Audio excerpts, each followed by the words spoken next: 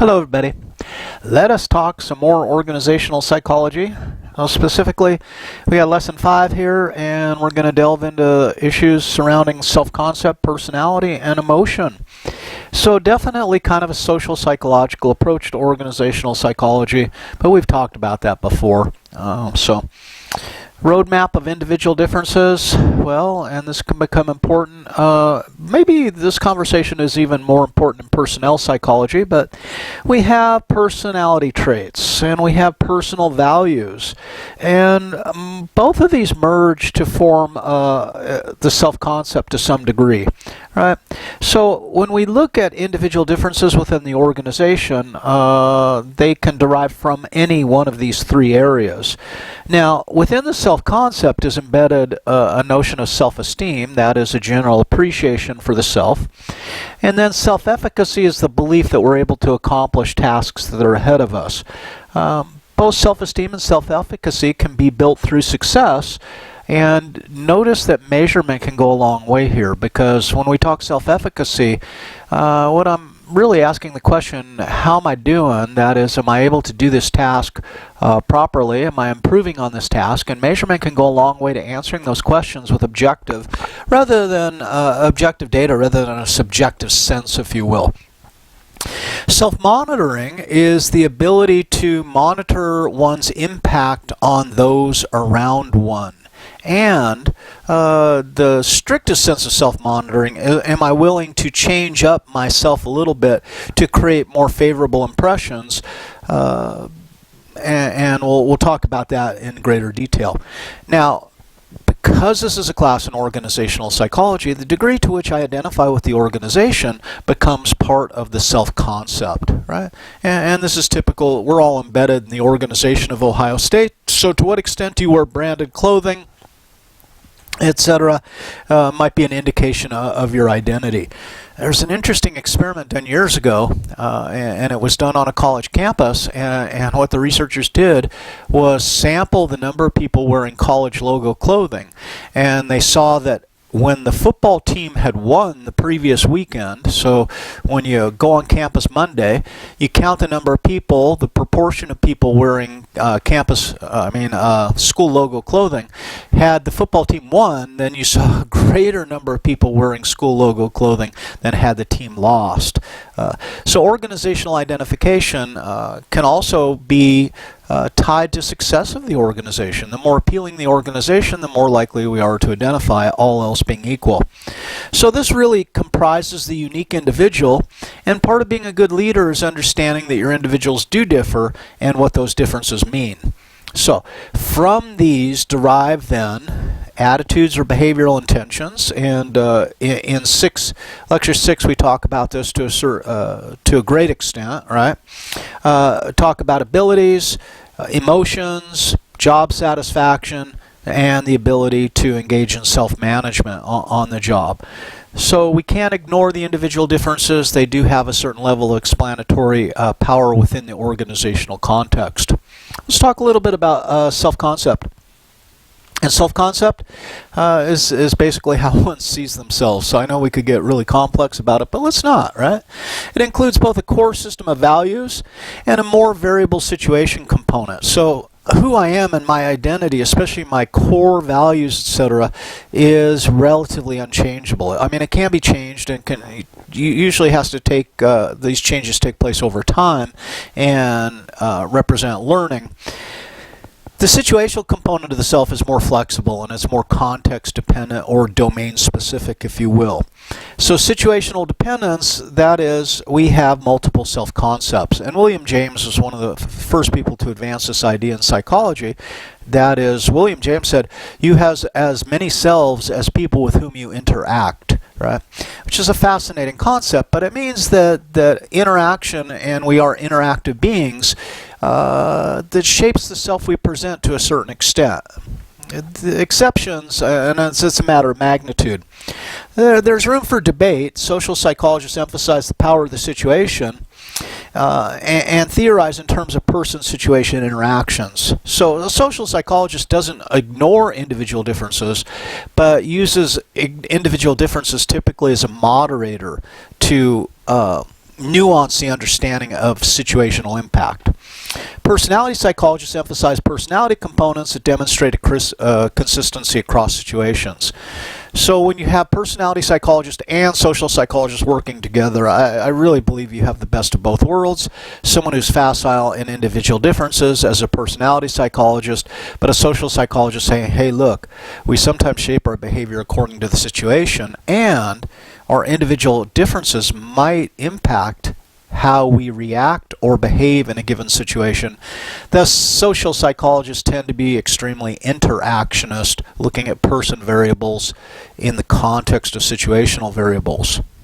Self-esteem, what do we know? Valence evaluation of the self, it is an attitude about the self, positive or negative, to some degree of intensity, a definition you'll become familiar with in Lecture 6. Now, we can measure self-esteem, and the self-esteem that we carry around kind of on a lifetime basis could be called global, trait, chronic. Those are all synonymous within psychology, self-esteem.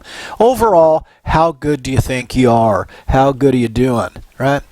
Now, there's temporary self-esteem, and this is much more context or situational dependent. So temporary self-esteem is what we're talking about in this instant. And notice the scales, the Rosenberg self-esteem scale is used to measure global, trait, chronic self-esteem, and it says overall, I feel I'm a person of worth. To what extent do you agree or disagree? Now, for temporary self-esteem, the questions are all prefaced by right now, and that is what's going on in this moment in time. The fascinating thing about temporary self-esteem was it was a boon to laboratory researchers because we can manipulate people's self-esteem in the laboratory on a temporary basis and study its effects. So, self-esteem, though, differs not just in positivity or negativity, but to the extent it's stable or fragile, that is changeable. So some people have very stable self-esteem.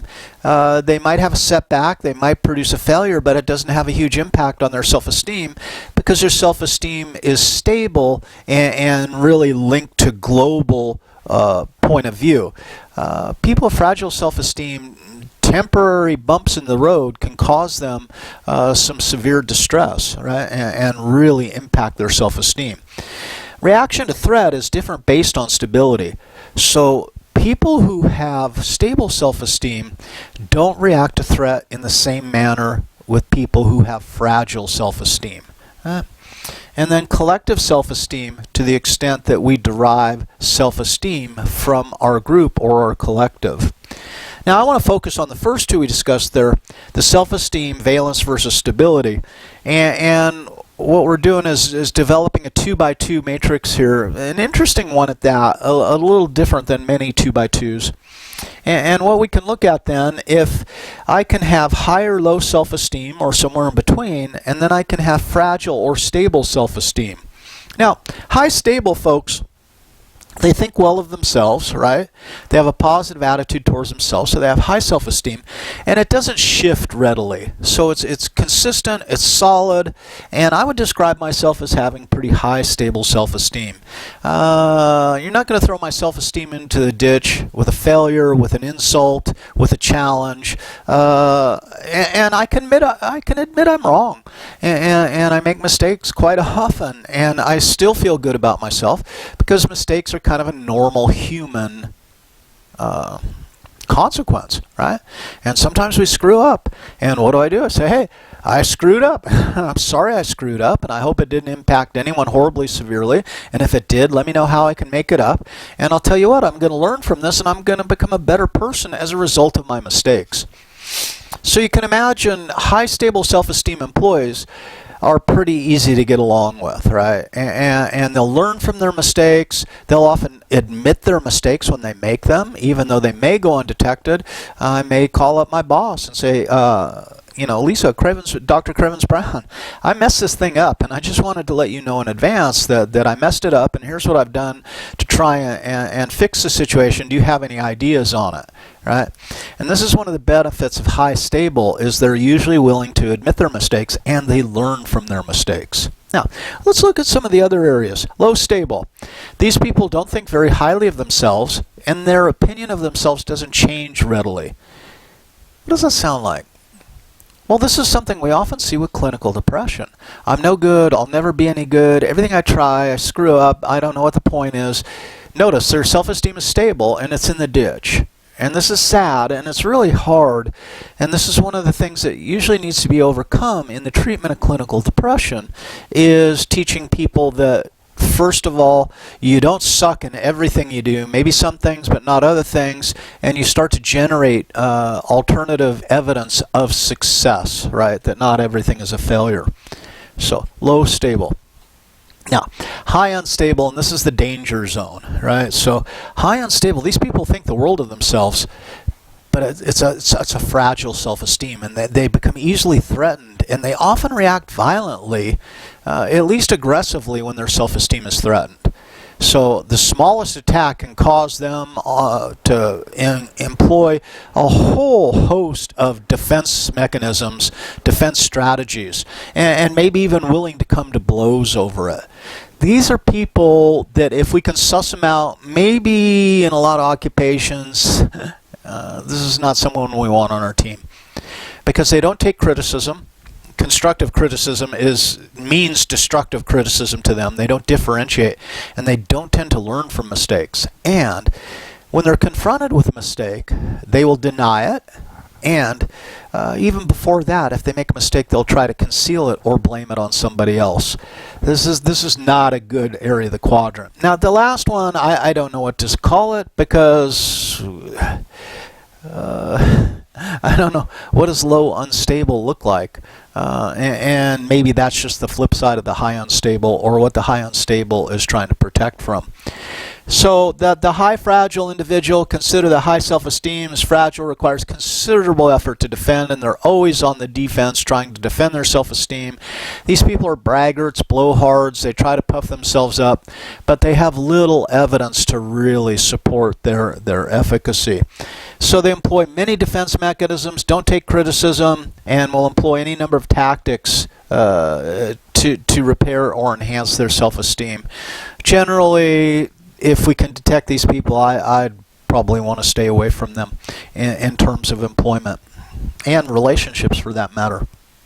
Now, the vicious cycle of low self-esteem, and let's see, as a component of clinical depression, if you kind of take the concept of depression, low self-esteem, and the self-fulfilling prophecy and wrap them up into one little picture, you kind of get the idea of this little model here. So I got low self-esteem, and because I have low self-esteem, I'm not any good at this. I suck, right? So I have low expectations. I have negative expectations going into the task, right?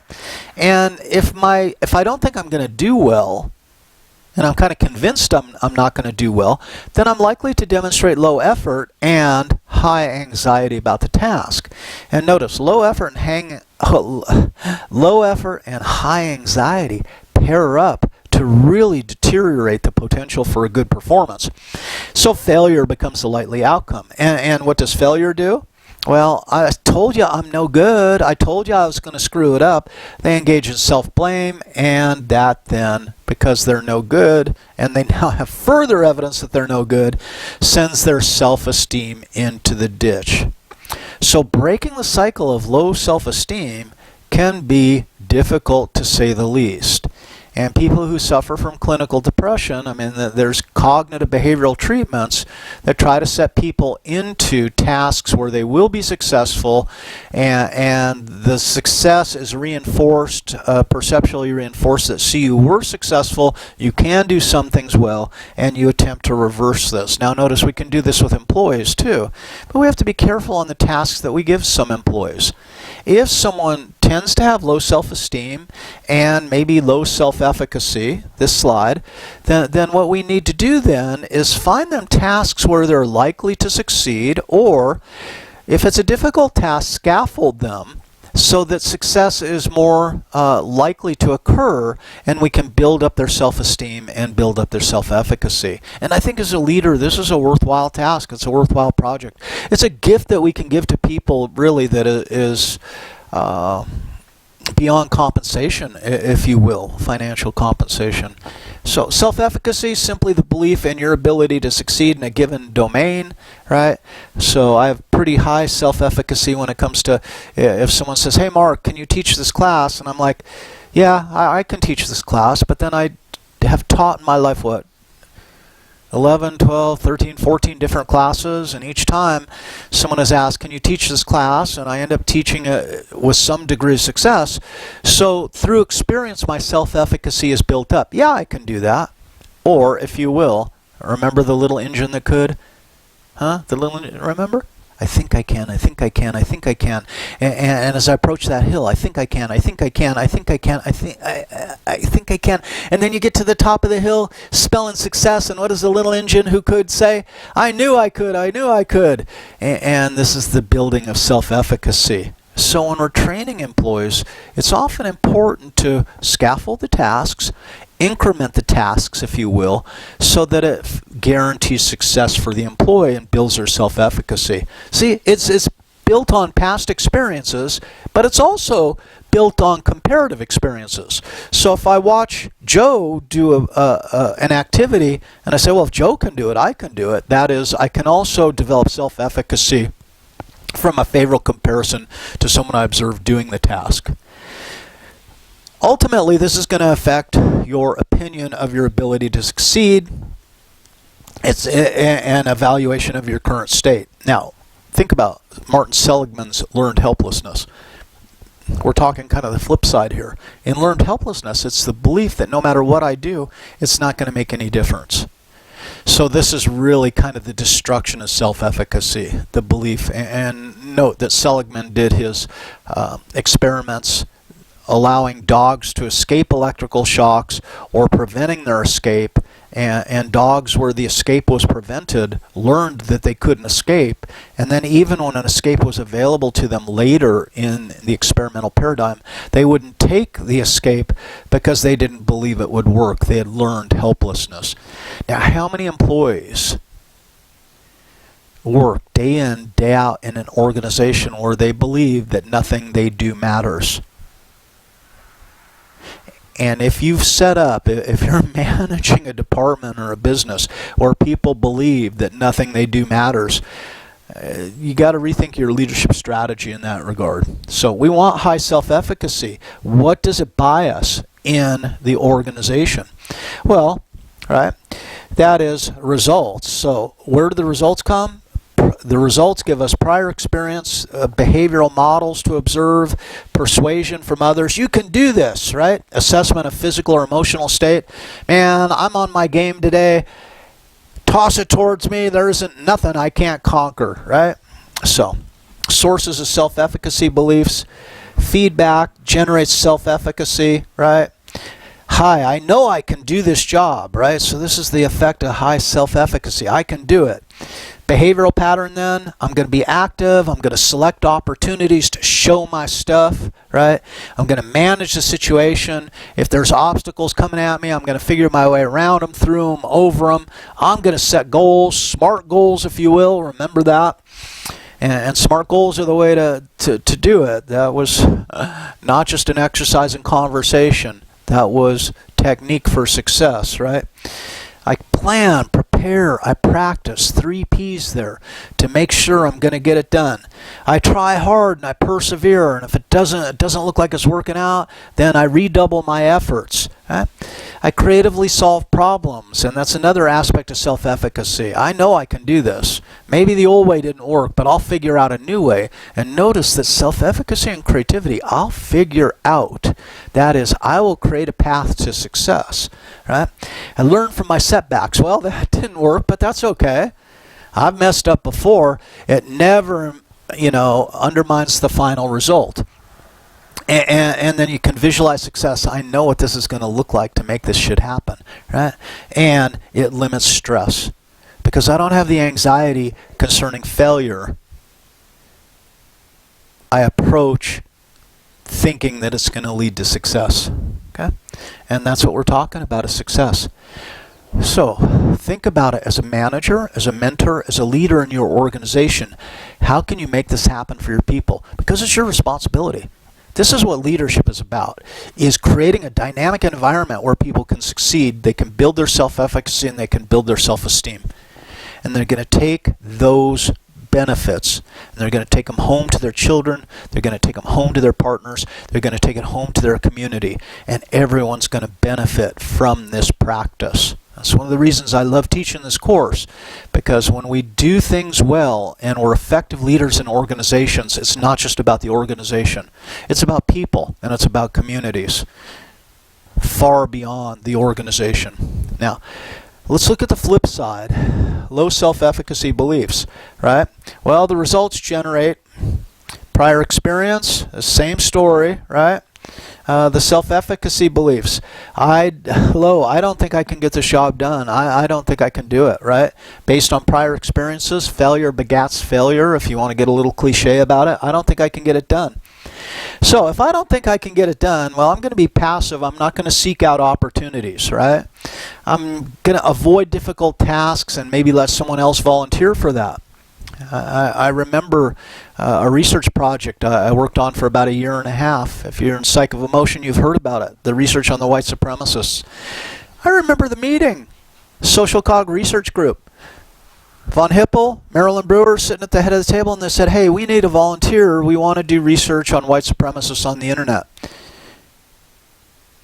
And I looked around the room, there's 18 or 20 of us. Up went my hand, I volunteered. This is an opportunity. It's an opportunity to learn something. It's an opportunity to show my stuff. That comes from high self-efficacy, successful previous experiences, right? So, but people with low self-efficacy, I don't know, I'm not gonna, I don't want to volunteer for that, right? Sometimes people don't volunteer just because they're busy, but develop weak aspirations, low commitment. I don't know if I can do this. I don't really want to commit to that. People with low self-efficacy tend to focus on their personal deficiencies, which further feeds the low self-efficacy. Or they don't even try or make a weak effort, right? And that's actually protective, because, well, had I done it, had I tried, I maybe could have done it, but I didn't even, try. They quit or become discouraged because of setbacks, instead of creatively solving those problems. They blame setbacks on lack of ability or bad luck, right? Well, if I'd just been born with a math gene, or if I'd just, been in this other situation, then maybe it would have been okay. It's really kind of a lack of autonomous decision-making that generates out of this. They worry, they experience stress, they become depressed. Anxiety is kind of the name of the game. And they spend a lot of time thinking of excuses to explain why they failed. And what we do see then is failure, right? So, again, how are you arranging the work environment? How are you arranging tasks? How are you making training available?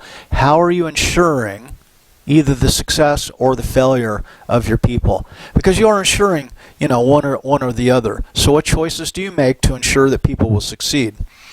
So managerial areas where self-efficacy can require some constructive action. What do we need to look at here? Well, recruiting, selection, job assignments. Pick people wisely and pick people with the skills, knowledge, and ability to more likely succeed. And where those things are short, provide the training, right? Design jobs to guarantee success.